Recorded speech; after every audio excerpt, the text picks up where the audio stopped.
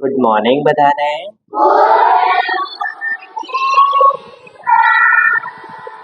કેમ છો બધા? સાચું મજામાં છો? કેમ થામતા કરો છો? Okay, very good. તો આજે તમે લોકો સૌથી પહેલા ફકરા ભણ્યા ને બેટા? કેટલા ફકરા ભણી ગયા?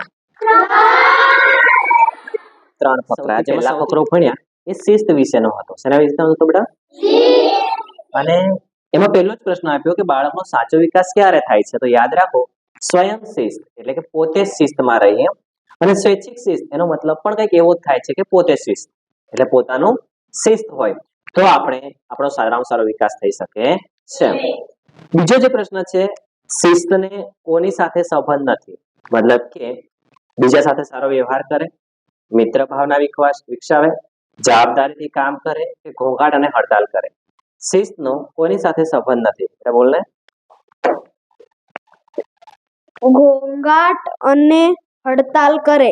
તો શિસ્તને ઘોંઘાટ અને હડતાલ કરે એની સાથે કોઈ પણ જાતનો સંબંધ નથી.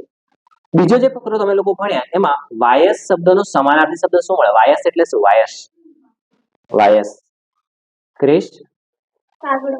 શું બેટા? કાગડો. વાયસ એટલે કાગડો. ત્યારબાદ એના સિવાય પણ ત્રીજો જે ફકરો ભણ્યા એમાં માધાના પિતાજી કોણ હતા? માધાના પિતાજી કોણ હતા? ભગત હતા, ભૂધર હતા, ડોક્ટર હતા કે અંબાલાલ હતા? સ્મિત? ભૂધર હતા. સાચી વાત છે? ચાલો, ખૂબ સરસ. ત્યારબાદ જૂજનો મતલબ શું થાય? અહીં જૂજ એટલે શું? અહીં જૂજ એટલે શું?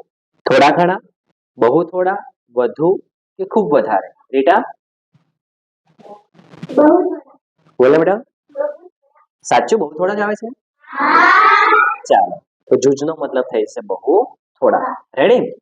ત્યારબાદ આજે આપણે આકૃતિ ભણ્યા નથી, કેમ કે અત્યાર સુધીમાં આપણે કુલ આકૃતિના 5 ભાગ શીખી લીધા. કેટલા ભાગ શીખી લીધા બેટા? હવે આ 5 ભાગનો આવતીકાલે આપણે એક નાનકડો ટેસ્ટ લેવાના છે, એટલે આપણને ખબર પડે કે તમને લોકોને કેટલું આવડી ગયું છે અને કેટલું નથી આવડી ગયું. રેડી? હવે આ સિવાય આપણે ગણિતમાં ભણ્યા. ગણિતમાં શું ભણ્યા? આજે આપણે 51 થી 60 સુધીના દાખલા ભણ્યા. પેપર નંબર 2 પરીક્ષામાં જો તમને આ આવડતું હોય તો થોડુંક તમને દાખલાઓ ગણવા અથવા એના જવાબ શોધવા સરળ પડે. રેડી છો બધા? જેમાં સૌથી પહેલા ગુણોત્તર વાળો એક દાખલો આવ્યો હતો, જેમાં મેં તમને સમજાવ્યું કે ગુણોત્તર એટલે ભાગાકાર. ગુણોત્તર એટલે તો જ્યારે પણ તમને કોઈ બે સંખ્યાનો ગુણોત્તર કરવા કે એટલે તમારે બે સંખ્યાનો ભાગાકાર કરી દેવાનો. શું કરી દેવાનું બેટા? તો ખાસ એ યાદ રાખવાનું કે ગુણોત્તર જે થાય છે એમાં સરખા એકમો હોવા જોઈએ. કેવા એકમો હોવા જોઈએ? જેમ કે અહીંયા તો નથી, આના પહેલા એક્ઝામ્પલ. ત્યારબાદ બીજું યાદ રાખવાનું છે કિલોમીટર અને મીટરનો સંબંધ. 1 કિલોમીટર બરાબર 1000 મીટર. ઠીક છે? એટલે તમને અમુક દાખલા એવા આવી જાય કે જેમાં કિલોમીટરમાંથી મીટરમાં રૂપાંતર કરવું હોય તો તમને ભૂલ ના પડે, સમજાઈ જાય અને આવડી જાય. ઠીક છે? અને જો કોઈ એવો કોઈ ક્વેશ્ચન કે 2 મીટર બરાબર કેટલા સેન્ટીમીટર અથવા 10 મીટર બરાબર કેટલા સેન્ટીમીટર, તો એના માટે તમારે ખાલી આટલું યાદ રાખવાનું છે 1 મીટર બરાબર 100 સેન્ટીમીટર. 1 મીટર બરાબર કેટલા સેન્ટીમીટર? 1 મીટર બરાબર 100 હોય તો 2 મીટર બરાબર 200 સેન્ટીમીટર. ઠીક છે બેટા? આવું આપણે યાદ રાખવાનું છે. ત્યારબાદ અહીંયા ધ્યાન આપો બેટા. ત્યારબાદ એ પણ યાદ રાખવાનું છે સૌથી નાનો એકમ અને સૌથી મોટો એકમ. તો જ્યારે આપણે અંતરના નાના એકમની વાત કરીએ તો તમે લોકો જે અભ્યાસ કરો છો એમાં સૌથી નાનો આપણે મિલીમીટરથી સ્ટાર્ટ કરીએ. ક્યાંથી સ્ટાર્ટ કરીએ બેટા? સૌથી નાનો એકમ જે છે તે મિલીમીટર છે. મિલીમીટર પછી સેન્ટીમીટર, સેન્ટીમીટર પછી મીટર અને મીટર પછી કિલોમીટર. ઠીક છે? સૌથી નાનો મિલીમીટર અને સૌથી મોટો કિલોમીટર. આ આપણે યાદ રાખવાનું છે. સમજાય છે બધાને?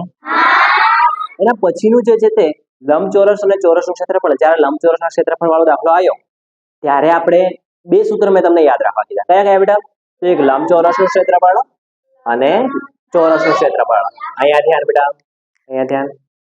તો લંબચોરસનું ક્ષેત્રફળ અને ચોરસનું ક્ષેત્રફળ, બે સૂત્ર આપણે યાદ રાખવાના છે. જો તમને કોઈ દાખલામાં લંબાઈ અને પહોળાઈ આપી હોય અને કીધું હોય કે લંબચોરસનું ક્ષેત્રફળ કેટલું, તો લંબચોરસના ક્ષેત્રફળ માટે લંબાઈ અને પહોળાઈનો ગુણાકાર કરવાનો. શું કરવાનો? લંબાઈ અને પહોળાઈનો.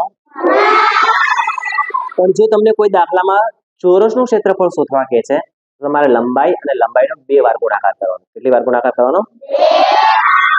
લંબચોરસની પરિમિતિ. અચ્છા, હા, પરિમિતિના કોઈ દાખલા આવે તો બેટા બધી બાજુનો સરવાળો. આકૃતિ આપેલી હોય અને જો તમને પરિમિતિ શોધવા કહે તો તમારે શું કરવાનું? બધી બાજુનો સરવાળો કરી દેવાનો. શું કરી દેવાનું? બધી બાજુનો. અને જો તમને ચોરસની પરિમિતિ કે લંબચોરસની પરિમિતિ તો પણ આટલું જ યાદ રાખવાનું. પણ જો પરિમિતિનું સૂત્ર કે, યાદ રાખજો, પરિમિતિનું સૂત્ર લંબચોરસની પરિમિતિનું 2 ગુણ્યા લંબાઈ વત્તા પહોળાઈ અને ચોરસની પરિમિતિનું સૂત્ર 4 ગુણ્યા લંબાઈ. આ પણ આપણે યાદ રાખવાનું થાય છે.